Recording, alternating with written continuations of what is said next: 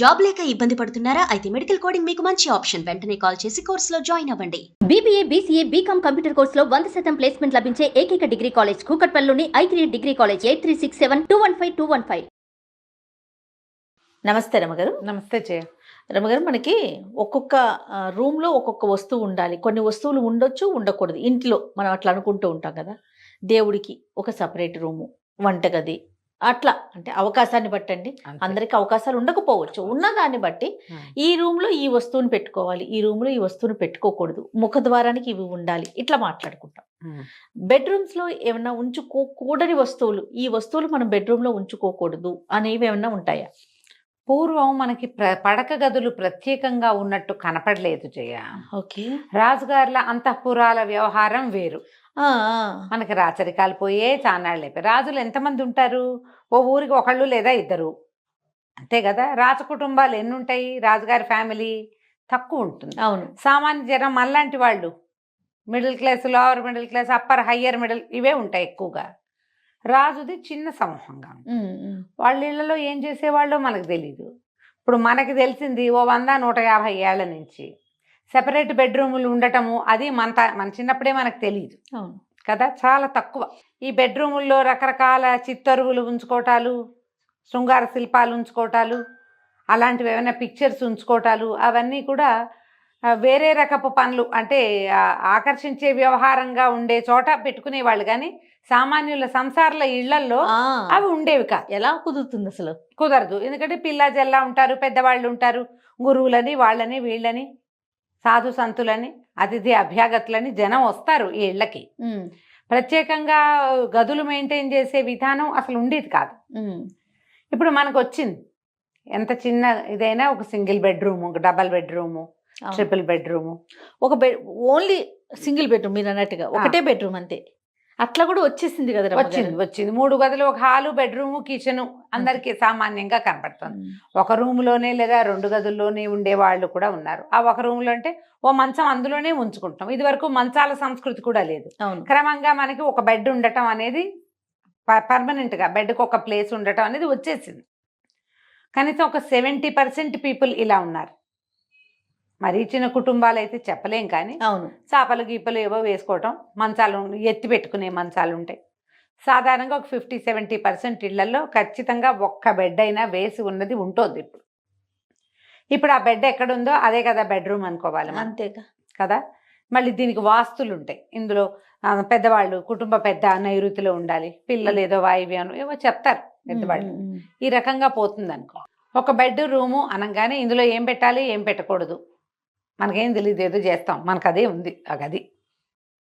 మన ఇంటికి ఎవరో వస్తారు, అయ్యో పడుకునే చోటు ఇవి పెట్టకూడదు అని చెప్తారు. వెంటనే మనకి బెడ్రూమ్లో ఏం పెట్టాలి అని ఒక క్వశ్చన్ వస్తుంది. అంతే, ఏం పెట్టకూడదు. సాధారణంగా ఒక 3-4 వాక్యాలే చేయ, 3-4 విషయాలు ఏవి, ఎవరి అవకాశాన్ని బట్టి వాళ్ళు చేసుకుంటాం. మనకి ఇంతే గది ఉంది, మనము ఇక్కడే అద్దం పెట్టుకోగలుగుతాము, ఇక్కడే బీరువా పెడతాము, ఇక్కడే దైవారాధన ఏదో ఉంది, దేవుడు ఉన్నాడు మనకి, లేదా ఒక పటం ఉంది, ఇక్కడే మనం వాల్ క్లాక్ పట్టుకోగలుగుతాము. అలాంటప్పుడు పెద్ద చేసేదేం లేదు, చిన్న చిన్న మార్పులు చేసుకోవాలి. మన మంచం అద్దంలో కనపడకూడదు అంటారు. అద్దం ఉండొచ్చు బెడ్రూమ్లో. ఓహో. ఆ బెడ్రూమ్లో ఉన్న అద్దం పక్కకు ఉండాలి. మంచాన్ని అద్దంలో చూసుకునేలాంటిది ఉండకూడదు, పనికిరాదు. ఇప్పుడు మంచాలకే పూర్వం పందిరి మంచాలకే అద్దం బిగించి ఉండే విధానం ఉండేదట. ఇవి సంసార్ల ఇళ్లలో ఉండేవి కాదన్న మాట కూడా ఒకటి ఉండేది. ఇష్టమని చేయించుకునేవాళ్ళు. ఒక్కొక్కళ్ళు ఏంటంటే షాకింగ్గా ఉంటారు కదా, అది చెప్పలేం. కానీ మనకి పెద్దవాళ్ళు చెప్పేది అద్దంలో మంచం కనపడకూడదు, ఒక బేసిక్ రూల్ అది. ఓకే. ఒకటి. రెండోది వాల్ క్లాక్, గడియారం, సమయం సూచించేది. మంచానికి ఎదురుగుండా మంచం మీద పడుకున్నవాడు కళ్ళు తెరిస్తే గడియారం కనపడేలాగా వద్దు. వాడు గడియారం కోసం ఇంకో పక్కకి చూడాలి, ఎదురుగా కనపడకూడదని చెప్తారు. అసలు వాల్ క్లాక్ బెడ్రూమ్లోనే పెట్టుకోవద్దంటారు చాలామంది. చాలా వాస్తు పుస్తకాల్లో కనపడుతుంది గడియారం పెట్టుకోవద్దు అని. మనకి అలారం పెట్టుకోవాలి కదా, పొద్దున్నే టైం తెలియాలి కదా. ఈ ప్రశ్నలన్నీ ఉంటాయి కదా, మనకి ఉంటాయి ప్రశ్నలు. దానికి సూక్ష్మంలో మోక్షం ఏంటంటే నిద్ర లేవగానే కళ్ళు తెరవగానే నువ్వు అది కనిపించకూడదు, సమయం లెక్కింపబడుతుంది, అందుకని వద్దంటారు. ఇది రెండోది. తర్వాత ఇంకా మూడోది దేవతా ప్రతిమలు, దేవుళ్ళ ఫోటోలు.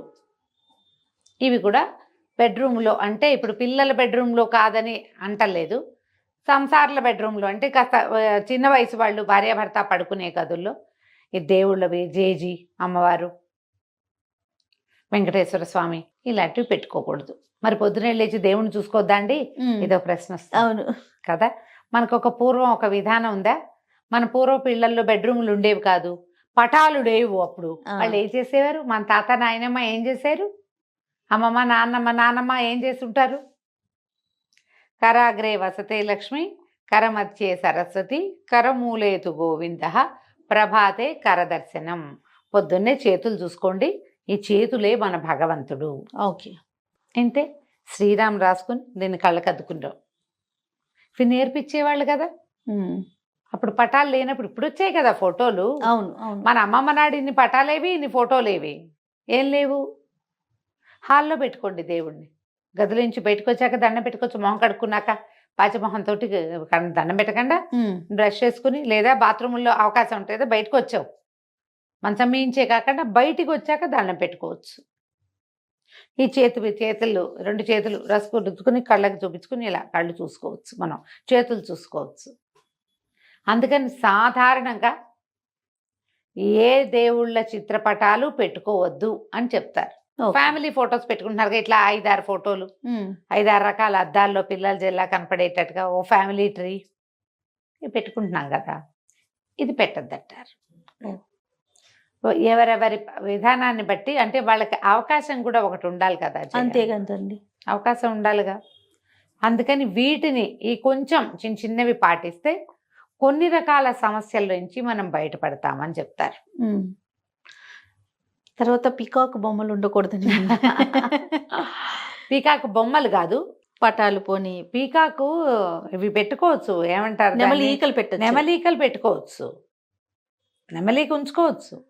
నెమలీకను చూడడం వల్ల నిద్రలేచాక, పడుకునేటప్పుడు కానీ నిద్రలేచాక నెమలీకను చూడడం వల్ల కొన్ని రకాల గ్రహదోషాలు తొలగుతాయి, భార్యాభర్తల మధ్య సఖ్యత పెరుగుతుందని. మరి లేటెస్ట్దేమో అది, కానీ కనపడుతున్నాయి ఈ వాక్యాలు. ఈకలు, నెమలి ఈకలు కాదు రమ్మగారు, నెమలి పిక్చరా? ఎందుకు నెమళ్ళ పిక్చర్లు పెట్టుకోవాలా అసలు మనం గదిలో? ఎవరో చెప్పారు పెట్టుకోకూడదని. ఎవరు పెట్టుకుంటారు జయ అసలు? అంటే ఏదో ఇప్పుడు వాల్ పేపర్స్ అని ఇట్లా వస్తున్నాయి కదండి లేటెస్ట్ గా, వాటికి వాల్ డెకర్స్ కి వాటికి నెమలని పెట్టుకోకూడదు అనేది విన్నా నేను. అలాగా? అంత పరిజ్ఞానం లేదు నాకు.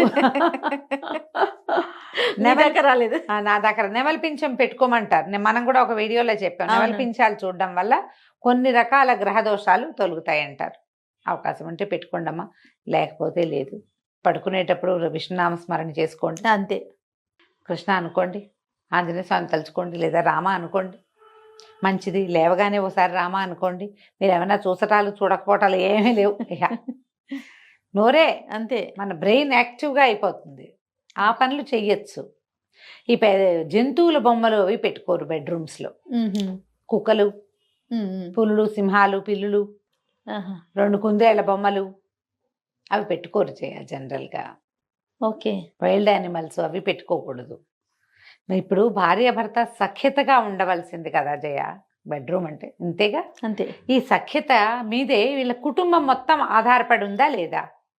జీవితం అంతా ఆధారపడి ఉందా? ఇక్కడ నీకు ప్రశాంతతని కలిగించాలి, సుఖవంతమైన నిద్ర ఉండాలి, శుభ్రమైన పక్కలు, కాళ్ళు చేతులు కడుక్కోవటం, కాళ్ళు కడుక్కోవటం, తడి కాళ్ళతో మంచం ఎక్కి పడుకోకుండా కాళ్ళు తుడుచుకోవటం, కాళ్ళు తుడుచుకొని పడుకోవాలి. ఏదో కృష్ణారామ అనుకోవటం, దేవుని తలుచుకుని పడుకుంటాం, ప్రేయర్ చేసి పడుకుంటారు కదా. నిద్రపోయేటప్పుడు ఒక మాట దైవనామస్మరణ చేసుకోవటం, ఇలాంటివి మంచివి. ఇప్పుడు బెడ్రూమ్లో మీకేవో చాయిస్లు ఉంటాయి, బోల్డన్ని ప్రతి వాళ్ళకి ఉంటాయి కదమ్మా. ఏవో ఇవి ఉండాలి, అవి ఉండాలి, కలర్ఫుల్గా ఉండాలి. మీ చాయిస్ అంతా మీరు ప్లాన్ చేసుకోవచ్చు. ఎందుకంటే మన జీవితం మనం హాయిగా ఉండే ప్లేస్ కదా అది. దీంట్లో ఏమైనా ముందు వెనకలు ఉన్నాయి, ఏదైనా జరుగుతోంది, ఇబ్బందిగా ఉన్నప్పుడు అక్కడ ఈ కరెక్షన్స్ తీసుకోండి హాయిగా. అంతే. ఈ కాస్త కొంచెం గాలి వెలుతురు రావాలి గదుల్లో. ఎప్పుడు ఇది చూసుకోవాలి కదా, దుమ్ము లేకుండా ఉంచుకోవాలి, శుభ్రంగా శుభ్రంగా ఉంచుకోవాలి. ఎందుకంటే మనం అక్కడ పడుకుంటాం. రాత్రిళ్ళు మనకి సఫకేషన్ అవి రాకూడదు కదా. ఎక్కువ బాగా విప్పేసిన బట్టలు ఉంచుకోవద్దు, విప్పిన బట్టలు ఉంచొద్దు బెడ్రూముల్లో. వాషింగ్ వేసేయండి, వాటికి ఒక ప్రత్యేకంగా బిన్ పెట్టి బయట ఎక్కడైనా పెట్టుకోండి. ఇలాంటి కొన్ని విధానాలు కనుక మనం పాటించగలిగితే బాగుంటుంది. బెడ్ సైడ్ బుక్స్ ఉండొచ్చు, మంచిదే. పుస్తకాలు ఉండొచ్చు. కుదిరితే పక్కన 2-3 మంచి పుస్తకాలు పెట్టుకోండి మంచం పక్కన. ఇప్పుడు మంచం వెనకాల వచ్చిన ర్యాక్ లాగా వచ్చి పుస్తకాలు అందులో సర్దే మోడల్స్ కనపడుతున్నాయి. అవును, పెట్టుకోవచ్చు. ఆ ర్యాక్ అంతా శుభ్రంగా దుమ్ము లేకుండా ఉంచుకుంటే, డస్ట్ మైట్స్ లేకుండా ఉంచుకుంటే బాగుంటుంది. అవును. ఏదో ఒక విధానం అమ్మా, ఏదైనా మనం ప్రశాంతంగా ఉండడానికి ఏదో ఒక రకం పద్ధతిని పాటించుకోవాలి అంతే. కొన్ని వద్దు అని చెప్పినవి మానేస్తే సరిపోతుంది. మనకు అవసరం కొంచెం అందుబాటులో, మరీ లేవగానే చూసేలా కాకుండా పక్కన పెట్టుకోండి, అంతే. సరిపోతుంది. నమస్తే రమ్య గారు. నమస్తే జయ.